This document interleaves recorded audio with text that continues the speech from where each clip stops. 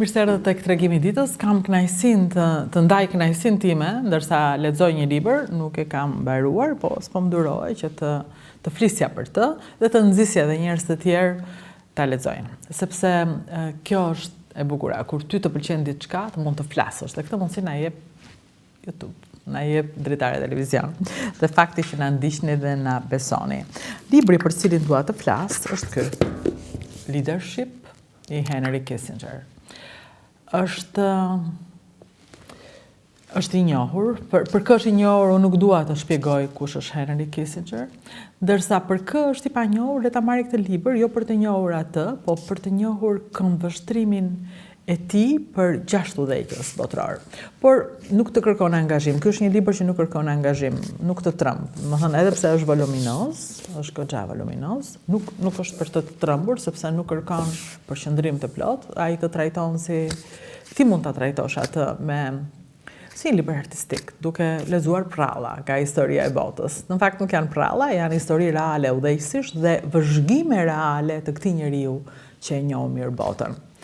Ndërsa libri ky është një libër i botuar nga Media Union, të cilën e falenderoj për një botim të tillë, sepse madhomendja shumë shpibotuese e kanë të vështirë të sjellin libra të tillë që dhe mund të mos shiten dhe në fund të fundit është një harxhim i madh. E kam të qartë. Tani që flas jo vetëm për krime, po dhe për sipërmarrje, unë e kam të qartë sa kushton diçka më shumë se dikur.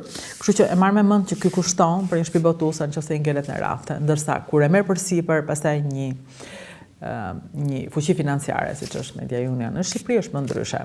Dhe ata ja bënë zmetin deri në fund. Kjo më pëlqeu. Jo thjesht e botuan dhe e lan, por e botuan dhe nxorën në një promovim fantastik tek në kryeministri, ishte kryeministri Rama, ishte gjithashtu Dalema në një tregim të tillë si e kishte takuar, si e njihte ai Kissinger, në momente ishte shumë e bukur mënyra se si tregonte Dalema për takimin e tij me Kissinger, në një moment kur e telefonon Agnelli, personazh i rëndësishëm i biznesit në Itali, dhe i thot hajde pak, i hap derën, aty ishte Kissinger dhe ata kishin një merak të madh për ministrin e jashtëm italian, i cili ishte duke u vendosur qeveria Berlusconi atëherë, por ju duhej një njeri që të kishte një lloj kontrolli, një lloj sigurie, një lloj besimi dhe Dalema një i majt do kishte një ndikim tek ky njeri, duhej për këtë. Pra me pak fjalë, kudo ku bota lëvizte, ishte Henry Kissinger aty, me një këshill, me një porosi, me një lëvizje dore. I tillë është ky njeri. Ishte ky njeri. Por them është sepse ka lënë libra, ka lënë këshilla, ka lënë histori pas, dhe kjo është e rëndësishme që njëri të bëjë, të lëri pas, që gjithmonë themi ai është, ta haron që ai ishte. Sepse në fund të fundit ne nuk i takojmë njerëzit, por ne e dim që janë nëpërmjet librave të tyre. Më kujtua, nuk e di pse, një moment, ndërsa komunikoja me Nexhmia Hoxhën, përgatiteshe për një intervistë, sepse me të ti nuk mund të bëje një intervistë, ti vej në shtëpi dhe ta pyesje, me atë përgatitja ishte e gjatë, mbasi jo thjesht dërgoj një listë pyetjesh, ajo fliste për përgjigjet paraprakisht me ty, duke të vënë dieni për çfarë do thoshte dhe duke të bërë qartë se çfarë ti nuk do t'i thoshe. Në një moment, sa po flisnim për Fatos Nanon dhe për faktin që ajo e kishte sjellë në politikë, ajo nuk e pranoi, domethënë ajo tha që e kishte përzgjedhur atë në një farë mënyrë, po flasim për dikur, e kishte pëlqyer shumë, por më ka bërë përshtypje, tha që ky djalë me kaq entuziazëm, me kaq mundësira, ky nuk shkroi asnjë libër, ai nuk la asnjë libër, tha. Dhe po flasim Fatos Nanon është gjallë, në çdo kohë mund shkruaj, po fliste në kohën e shkëlqimit të tillë. Pra ai nuk shkroi një libër, ishte meraku, ishte edhe pakënaqësia e saj. Pra, për njerëzit që janë, që bëjnë, që thonë, duhet patjetër të lënë pas të diçka të shkruar. Ajo mbetet, e shkruara mbetet. Kohët po ndryshojnë, po e shkruara mbetet, ja. Ne jemi duke folur këtu për një njeri që është, për shkak se ai, edhe pse ka ndruar jetë, ka lënë pas shumë libra.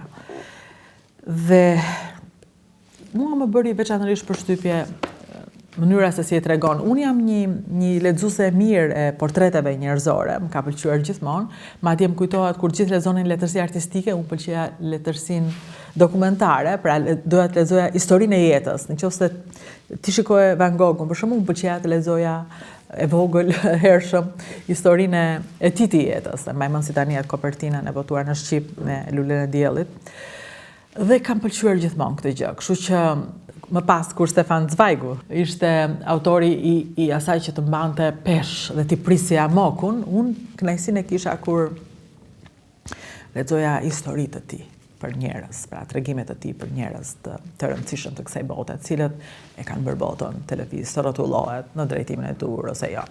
Këtë gjë bën edhe Henry Kissinger në këtë libër, ai tregon 6 histori udhëheqësish, i tregon me gjithë vëzhgimin e tij, po pa qenë prezent. Më thënë, njerëzit e mëdhenj e bëjnë këtë gjë.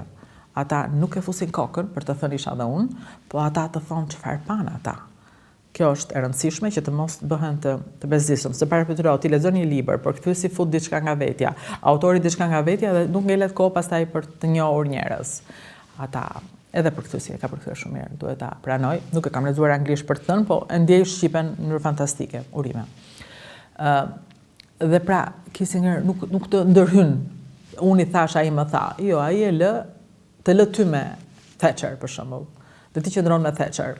Ne e njohim, kemi lexuar për Thatcher, kemi mësuar historinë e saj, kemi parë filma për këtë, sepse filmi tani për shumë njerëz që nuk lexojnë histori është më i pranueshëm, nuk ka lidhje. Mënyra se si e shpjegon ai, se si tregon momente delikate të jetës së saj është e jashtëzakonshme. Unë po lexoj për Adenauer tani, është ky momenti, por zgjodha një personazh tjetër ta ndaj me ju. Nga që më pëlqeu, nga që ndoshta edhe ishte më pak i njohur për mua, mënyra se si ai kishte reaguar, por edhe nga që më pëlqen sepse më ngjan ndonjëherë jemi vende të vogla dhe na pëlqejnë të dim çfarë bëjnë udhëheqësit në vende të vogla, se nuk është e lehtë të thuash në një vend të madh, në një treg të madh, të bësh mirë dhe gabim. Nga mirë dhe gabim ka një hapësirë të madhe në mes, po nga mirë dhe gabim në një vend të vogël, hapësira është as milimetrike, është shumë e vogël, kështu që gabimi kumbon më shumë, e mira zgjat më shumë. Prandaj ti do të dish më shumë për udhëheqësit e vendeve të vogla për të kuptuar si e ndan ata të mirën nga gabimi, sepse kjo është një gjë e rëndësishme të kuptosh. Kështu që së pari njëri ja u propozoi këtë libër. Pastaj vim tek ajo që unë dua të ndaj, se ju do e lexoni vetë, po për ata që s'do e lexojnë, unë po lexoj diçka nga ky libër sot. Më pëlqen ta bëj her pas here të flas për autorë dhe për libra. Unë mendoj që librat jo thjesht na zbukurojnë fjalorin, na shtojnë fjalorin, po librat na zbukurojnë mendjen. Varet edhe si lexojmë, nëse i lexojmë kështu për të mbajtur në përmendje, për ndar histori, kjo pastaj është si një ushqim në sipërfaqe, si të marrësh vitamina ose pilula, nëse aty të duhet ushqim që ta tresësh dhe pastaj është ajo bërthama që ka ngelur nga libri, ajo që ka ngelur nga libri, ajo ndjesia, ajo jehona që është brenda teje, është ajo që shërben vërtet. Ajo është ajo që duhet. Prandaj varet edhe si e lexon. Po njerëzit lexojnë në mënyra ndryshme, rëndësi ka që të lexojnë. Edhe sikur ta marrin me vete dhe ta shëtisin librin pa e lexuar, vetëm për të thënë që unë do lexoj ose unë po lexoj, edhe ajo sikur ngjitse është. Më mirë të marrim libra me vete. Sekundër thash, leadershipi ka 6 studime në strategjinë botërore, mos u trem nga kjo frazë, kur thua studim, ty të duket sikur është e vështirë. Është e bukur, është shumë e bukur. Ky libër shijohet. Parathënien e ka bërë, pra është botimi Media Union, e tham, është kushtuar Nancyt, frymëzimi i jetës time. Nancyt ja kushton Henry. Dhe parathënien e ka bërë kryeministri Edi Rama. Ka bërë shumë mirë që e ka bërë, për shkak se duke bërë parathënien e një libri të rëndësishëm, nuk është puna që i shton apo i heq, se nuk e çfarë të shtosh një libri të shkruar tashmë, por duke i bashkangjitur parathënien këtij libri të sjell në shqip me autoritetin tënd dhe me faktin kush je ti, e bën atë të shkojë te më shumë lexues dhe me siguri kjo ka qenë dëshira e Ramës që ta çojë këtë libër te sa më shumë lexues kur ka thënë po propozimit që i ka bërë Media Union për ta bërë këtë parathënie. Ja çfarë thot për shembull Rama në fund. Nuk po e lexoj të gjithën. Është për këtë do e marr librin në dorë, por interesante është që ai thot sepse dhe vetë pasim dyshim se cili ka mendimin e vetë. Unë ka mendim si gazetare kur lexoj për leadershipin, për autoritetin, për udhëheqësin. Ndërsa një lider, siç është Rama, mendon për leadershipin, për veten, mendon për homologët, mendon për kolegët, mendon për ata që kanë shkuar, për ata që do të vinë, mendon për të kaluarën dhe të ardhmen. Është e ndryshme mënyra se si e percepton një libër çdo kush nga pozicioni i tij, të gjithë nisen nga vetja. Dhe ndërsa ai e ka bërë një parathënie për të shpjeguar çfarë ka marrë nga ky libër, i strategu të madh të realpolitikës, thot në një moment,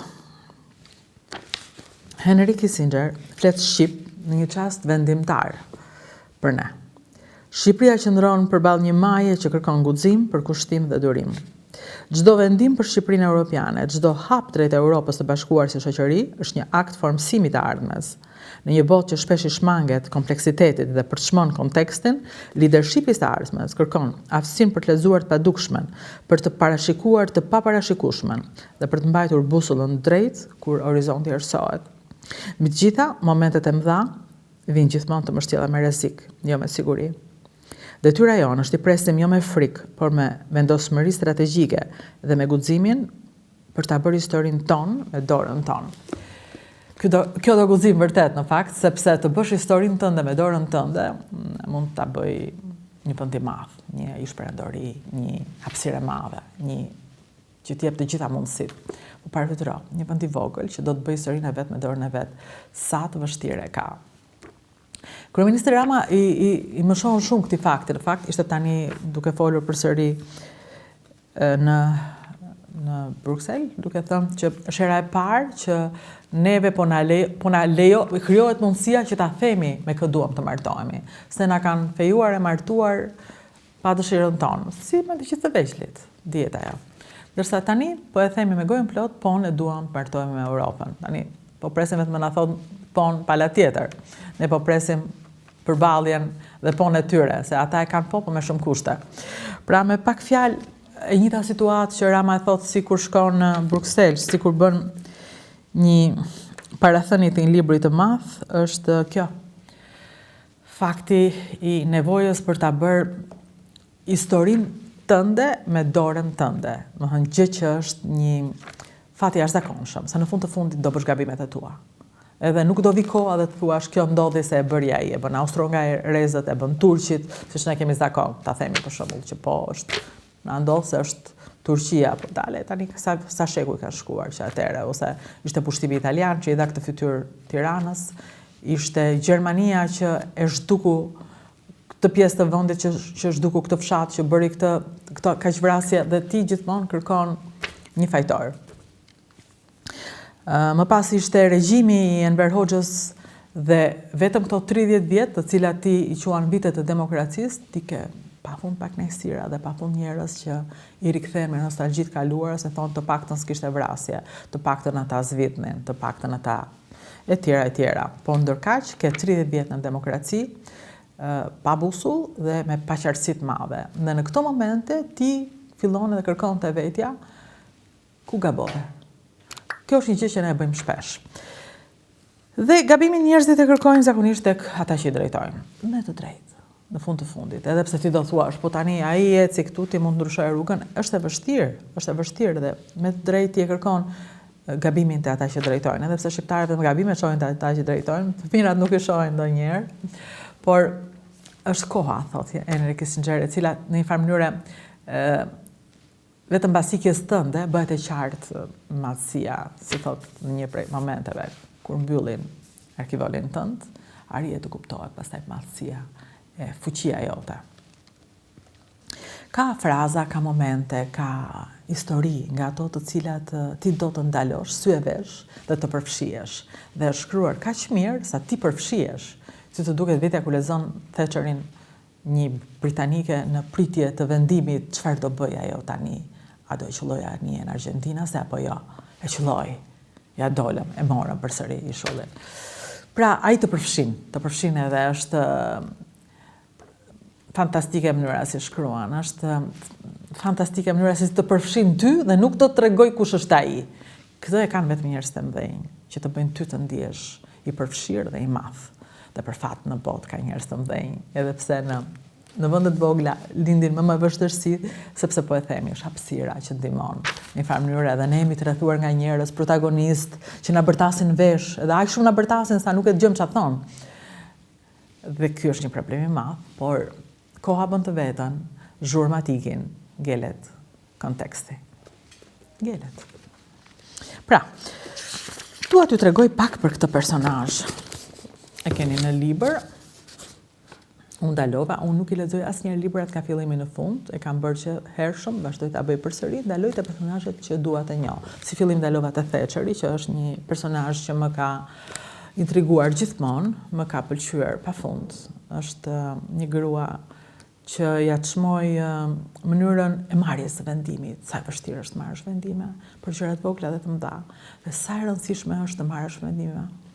Dhe unë ja kam pëlqyer gjithë mënyrën se si ajo merrte vendime, ose gabura ose jo, madje një herë në Londër, ndërsa shikoja disa shtëpi popullore në një lagje fantastike në Victoria's Secret, shtëpi popullore me ulërima, me çuditëra, nuk po merra vesh ku isha, sepse isha në një zonë shumë të mirë, ndërkohë që kisha të qartë që Londra ishte me zonat mira dhe të këqija, më shpjeguan që ato ishin shtëpi të ndërtuara nga ato shtëpi që t'jep tek këshilli, si më thoni, i lagjes, për njerëzit me asistencë, me pamundësira të pastre, dhe kjo ishte pjesa politikës së Margaret Thatcher, e cila e futi në mes të një lagje të mrekullueshme, siç ishte lagja në Victoria, futi ato lloj pallate për 5 lekë, si më thënë, ku banoj me shumë pak lekë. Dhe pastaj një njeri që e merrte veten, një çift i ri, ikte dhe vinte një çift tjetër që kishte nevojë, ose me gra të cilat ishin nëna single dhe ato batonin me fëmijët që ulërinin përreth, por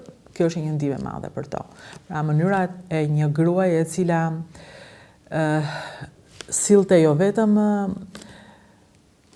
ashpërsinë dhe qartësinë e vendimit, po dhe empatinë e një gruaje.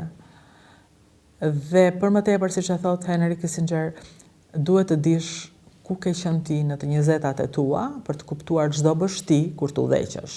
Flasim për udhëheqësit, jo për të gjithë ne, edhe pse të gjithë ne është dikuese të 20-tat. Pra, thoshte nëse Thatcher ka qenë në të 20-tat e saj në këtë kohë, ajo kështu do jetë gjithmonë në kohën e luftës, ishte koha e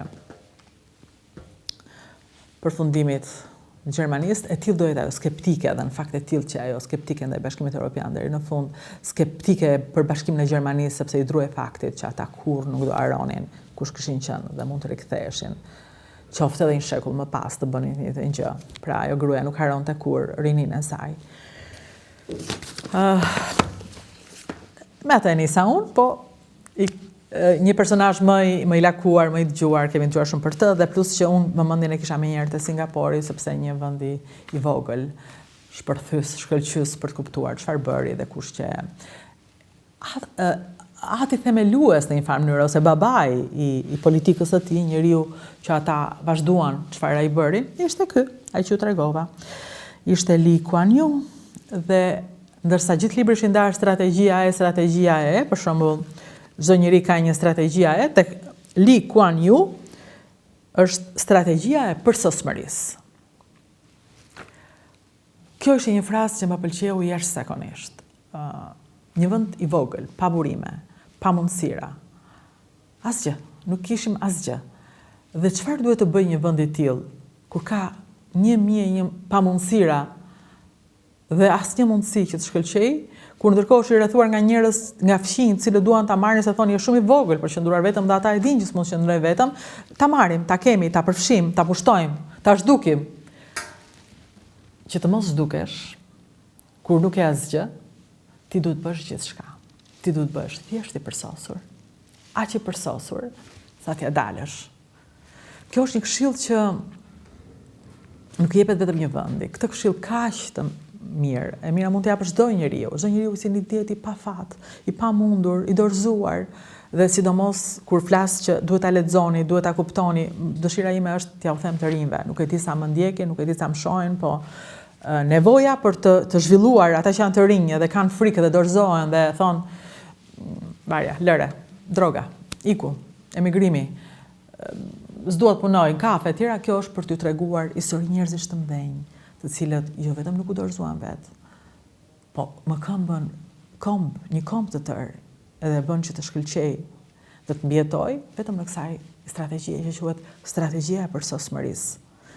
Sa më keq të jesh, aq më shumë do t'ja dalësh se ti s'ke luksin të mos ja dalësh. Ti duhet të shkëlqesh. Po si, e para nga udhëheqës që a ishte njëri i ditur, këtë duhet ta themi që në fillim. Pra, nuk ka familja e tij me problemet e çdo familje në çdo kënd të botës, që ulet dhe ngrihet. Por një familje që kishte të rëndësishme shkollimin. Ata e shkolluan mirë, ai në shkollë njohu dhe shoqen e jetës, madje shumë e bukur se mënyra se si ai fliste për shoqen e jetës në fillim ishte ajo vajza që do më marri bursën, se ata ishin në një nivel. Po koha bëri pasaj që ajo kthye në frymëzim të tij dhe njeriu i rëndësishëm pas tij, por ai që shkëlqeu ishte Lee Kuan Yew. Kështu është bota. Dikush sakrifikohet. Por zakonisht edhe në familje ose edhe në entitete më të vogla, ai që sakrifikon e bën me vetdije, duke thënë që ti duhet shkëlqesh, unë do të ndihmoj ty të mos të thersoj dritën ose të ndihmoj me gjithë çfarë të duhet për të ushqyer. Në këtë rast, në këtë çift, ai ishte i bëri, si me thënë njeriu që kishte lindur për të drejtuar, ai e dinte këtë gjë dhe e bëri. Si erdhi jeta e tij është shumë e bukur, ja një moment, sepse e tregon gradualisht, i tregon të gjithë jetën. Do të thënë, këtë bën, Kissinger nuk qëndron në një moment, po tregon gjithçka, edhe të 20-tat e tij. Ku ishte ai në të 20-tat? Dhe kjo është shumë shpjeguese, të 20-tat e Lee Kuan Yew-s. Në të 20-tat, deri të 20-tat ai ishte kushtuar mësimit, mësonte, atje flitej anglisht, shkollë të rëndësishme angleze me bursa, ai po priste bursën e mbretëreshës ndërkaq dhe kjo ishte gjithë qëllimi i tij, derisa në një moment aty pushtohet vendi. 4 urë, japonezët, për pak nuk përfundoni therrur, si shumë të tjerë. Vrasje, trishtim, gjak, marrëzi, po vdiste, po zhdukej, mbaroi e gjitha, as bursë mbretëreshe, as e ardhme. Çfarë bën ky djalë? Mëson japonisht. Bëhet përkthyes, bjeton.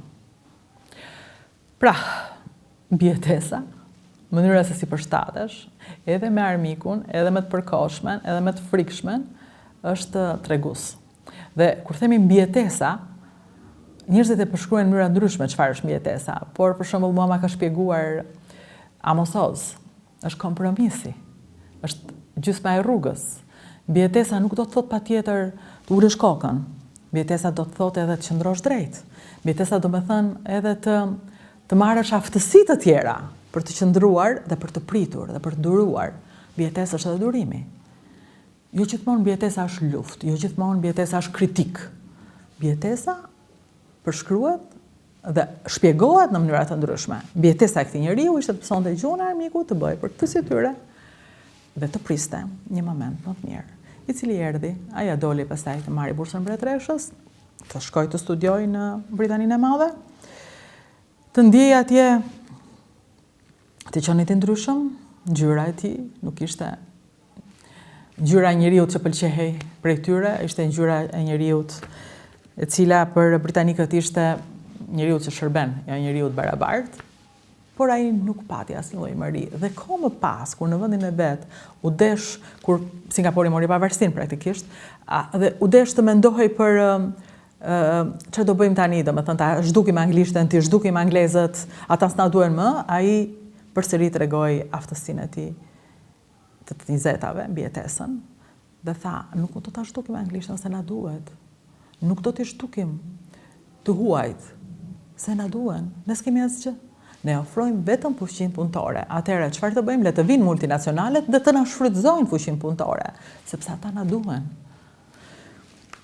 Kjo ishte lloj strategjia e ecjes graduale të një vendi i cili po shkonte drejt shkëlqimit, në mënyrë graduale. Një nga momentet që dua patjetër ta tregoj, nuk do ta tregoj të gjithën, sepse ndryshe ju s'do e lexoni, është momenti kur kryeministri e niste mëngjesin, kryeministri i Singaporit, e niste mëngjesin e këtij vendi që po e gati të priste turist, sepse në fillim ishin multinacionale të cilat thanë që po atje ka njerëz punëtor, njerëz të mirë, njerëz që të mirë presin, gradualisht ata po vinin jo vetëm si punëdhënës, por dhe si turist, por çfarë duhet të bëjmë kur s'kemi asgjë? ishte pyetja, duhet jemi të pastër. Si do jemi të pastër? Do fillojmë me banjat e aeroportit. Kur lexova këtë gjë, më erdhi me qesh, sepse më kujtua një moment timi kur shpërtheva dhe thash, si mundet një aeroport që ka kaq milion turist t'i ketë banja pis. Dhe më tha, mos u merr me banja tani se është turp. Okej, dhe unë e lash, nuk fola, në fakt tani janë rregulluar, duhet ta pranoj. Por kur lexova këtë gjë, pata një lloj shpërthimi dhe thash, me sa duket, nuk e kam pas gabim, sepse ai, kryeministri i këtij vendi, kshu e niste ditën, duke marrë raportin e tualeteve të aeroportit Singaporit, si ishte bërë pastrimi, çfarë problemi kishte pasur. Dhe kjo është e gjë që interesonte atij më shumë, pastrimi. Në aeroport thoshte ata do hyna, është pastër tualeti, çfarë do bëhet aty? Dikur i kujtovan ato shprehet, shiko tualetin e një shtëpie. Në fakt e shikoj rrallë, se askush s'vinte atëherë kur vinte thoshte të shkojnë në tualet, po ideja ishte që në tualet shqiptarët dikur gatuanin, e kishin një magazin, ishte një tmerr dhe ti në një farë mënyrë arrije të kuptoje nga tualeti i një shtëpie higjienën e një shtëpie, se tani është ndryshe, kuptohet, ka më shumë hapësira. Ndërsa atëherë nuk ishte kështu në Shqipërinë që gjithë banonin bashkë në një hapësirë. Dhe ti e kupton nga tualeti, nga higjiena, nga mënyra se si dhe njerëzit aty ndëshkoheshin, nuk është puna që në Singapur thjesht pastroje banjën edhe të thoshin pastroje nesër. Jo, ti ndëshkoheshe, po të mos pastroje. Ti duhet të pastroje gjithçka. Ti duhet ta kishe shumë të pastër këtë vend, përsosmërisht të pastër. Edhe thënë kjo, mua më vjen të plas kur shkoj çdo pasdite dhe çoj fëmijën tim nëpër shkolla, në aktivitete jashtëshkollore, shkollat publike të Shqipërisë, të cilat për fat mirë i kanë hapur dyert sportit, i kanë hapur dyert privates, në mënyrë private, pra fëmijët shkojnë, dhe gjëja që më të perron në këtë vend është që ata t'japin vetëm Chelsea-n. Dhe nuk lënë një pastruese ti pastroj tualetet e këtyre shkollave ku zë kolera po të futesh dhe thua si vën ta fëmijën në shkollë. Si vën ta fëmijën në shkollë. Okej, Vjosa Osmani heq fëmijën e vet nga publika e çon privat se e ka mundësinë, thotë se e kam afër banjës të pistë. Po a mund bëjmë një gjë më të madhe të mos lejojmë tualetet e pista të shkollave tona publike? A mund t'i pastrojmë publiket tona? Kjo është gjëja që dua. Dhe e them tani edhe me dy fishën e zërit, se e ka thënë edhe ky buri dhe kur marrim shembuj, të mos marrim shembull vetëm si të bëhemi lider, po të marrim shembull edhe si të jemi të pastër, marrim shembull edhe si të jemi më të mirë, se jo të gjithë do kemi fatin të bëhemi udhëheqës. Po flas për të rinjt. Uroj që ata që do kenë fatin bëhen të udhëheqës, të drejtojnë vendin, t'i kenë parasysh të gjitha. Dhe të parën me kryesorin higjienën, se pa higjenë nuk e ku shkon. Asnjë fasad nuk e përmirëson higjienën. Dhe realisht unë këtë mendoj dhe kur të shikoja në Vlorë që thoshin të ndrojmë drejtorët, po kalojnë nga dega në deg, por kjo është dega që mua më intereson më shumë, higjiena, pastërtia. Të ndrojmë drejtorët e bashkisë e kam punuar keq, ma vinte tulëria. Po pse duhet ndruar drejtorët e bashkisë? Mjafton të rinë, po të udhëheqin ndonjë çet pastruesish, më thënë, Vlora ka nevojë për pastrues, jo për drejtor. Sa më pak drejtor, sa më shumë pastrues që të paguan, që të pastrohet ky vend. Se është shumë pis, është tmerrsisht pis. Tirana është gjithashtu pis. Ti ecën Buzlanës, dhe ajo herë nuk të ikën nga undët. Unë nga që eci vetëm pak, s'mund kaloj nga këtu, mendoj se vetëm ky vend është. Provoj ta marrësh lanën të gjithën çfarë herë mban. Jo, ne kemi nevojë për ushtrit tërë pastruesish. Ne kemi nevojë të kuptojmë që higjiena është e para dhe nuk mundemi vetëm të themi, duhet të ta bëjmë. Duhet ta bëjmë. Ta bëjmë në mënyrë personale, të mos e lëm pistat që kemi përballë dhe jo vetëm mbyll derën dhe pastro shtëpinë. Ky njeri e bëri, siç bëri në Singapore. Në një moment tjetër është momenti i fillimit, përsëri po flasim për fillimin e tij në krye të Singaporit, Lee Kuan Yew, kur njerëzit nuk kishin hapësira banimi. Pak a shumë si Shqipëria dikur që të gjithë jetonin, po këta jetonin edhe më ngushtë, edhe më keq, edhe më tmerr. Dhe ai tha, le të bëjmë kulla që të ketë në gjithë mundësi strehohen. Momente të tjera janë ato të rrogave, të cilat inflacioni, problemet, mënyra se si zgjidhi, mënyra se si i premtoi njerëzve. Në fillim do t'i ulë rrogat, po shumë shpejt e gjitha do ju kthehet. Ky është moment që më duk shumë interesant, pasi para të thua shqiptarëve tani që në fillim unë do ju ul rrogat, po pastaj mirësinë juaj do ndryshoj. Në fakt kjo nuk ka ndodhur në Shqipëri u ritën rrogat, gjë që nuk më duket që ka përmirësuar inflacionin, po unë nuk dua të flas për financën tani, se e mbylla me higjienën, do t'rregoj, nuk do përshkruaj. plus që nuk jam njohëse e mirë e financave, nuk jam njeriu dur. Dua të flas për besimin, për komunikimin, kjo më ngacmon më shumë. Mënyra se si ai komunikonte dhe besonin. Domethënë shumë e rëndësishme të besojnë. Ata e besuan që edhe po tulesh në rroga do vinte e mira pak më pas. Pra, mënyra se si ti komunikon, se si i afrohesh tëndit, jo tjetrit, po tëndit, njeriu tënd, ai është njeriu yt. Ai është bashkëkombësi yt, ai të ka zgjedhur të shërbesh. Kjo është e jashtëzakonshme. Ata e besonin. Ata e besonin dhe ai drejtoi ata drejt mirëqenies. Ata në fund të ditës, mbasi e besuan, ja dolën që të krijonin atë vend i cili nuk ka asnjë lidhje me çdo kënd përreth, realisht, asnjë lidhje. Jo se përreth nuk janë zhvilluar, kuptohet, po janë të mëdhenj, kanë themele ku të mbahen, nëse këta, Singapuri s'kishte themele ku të mbahen ato kulla, të shkëlqima, të përsosmëri, por kishte njerëz të cilët dëgjuan, u bën bashkë dhe dëgjuan. Dhe për më tepër dëgjuan njëri që kishte çfarë thoshte. Dhe kjo nuk është pak, kjo është e jashtëzakonshme. Derisa me kalimin e kohës ai u kthye jo vetëm një njeri që dëgjohej, po një njeri që dha një shembull dhe më pas ishin gjithandej njerëz të tjerë të cilët e dëgjonin dhe ai u kthye në një këshilltar, i cili ishte si e përshkruan Kissinger, ishte umile, ishte i dëgjueshëm, ishte i sinqert, ishte i vërtet. Ai fliste për gjëra reale. Ai nuk shtire, ai nuk i njente, ai pëlqehej. Dhe ishte çuditshme, thoshte se si pëlqehej ky njeri i një vendi kaq të vogël. Pëlqehej një liliput nga gjigantët, por ai kishte çfarë të thoshte, ai kishte gjithmonë diçka për të thënë dhe për më tepër atë që kishte për të thënë ai kishte bërë. Ai kishte dhënë një shembull. Shembull i cili shërbeu më pas edhe vetë Kinës. Tregon Kissinger, sepse edhe vetë Kina kuptoi se nga ky mund të merrej, mund të mësoj, ai kishte për të mësuar të tjerat dhe ja doli të mësoj. Por më e rëndësishme se sa çfarë mësoi të tjerëve është se si ai ndërtoi kombin e vet. Në themele të forta, të cilat më pas pasuan njëri tjetrin, njerëzit që drejtuan, por ai ishte babai dhe ata e ndoqën këtë lloj ndërtim, këtë shtet ndërtim, këtë njeri që vuri pilastrat e dura.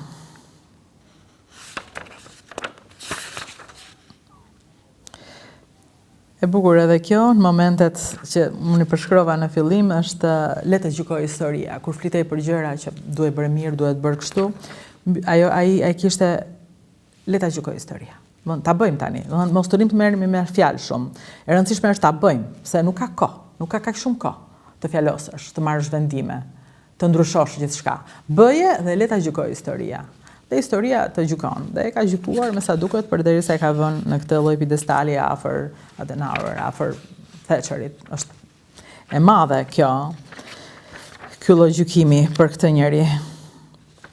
Trashëgimia e Elis është shumë e rëndësishme sepse nuk është puna vetëm çfarë bën, por çfarë lë pas, sepse i ti ikën ca libra për ty dhe ka mbyt, shkrihet. Gjithçka lë pas, mbaron. Dhe ti nuk ke më mundësi ta nisësh nga e para, se ti s'je më. Dhe askush nuk e di, as ti s'do ta dish kur a bën e mirë apo keq. Po parfytyro të kesh lënë themele kaq të forta sa trashëgimia të vijoj, normalisht. Kjo është e madhe, kjo është e madhe. Kjo është të punosh për historinë, po jo për historinë tënde. Historinë e vendit tënd. Pastaj është vendi yt që nuk ka shans të mos të ndjek.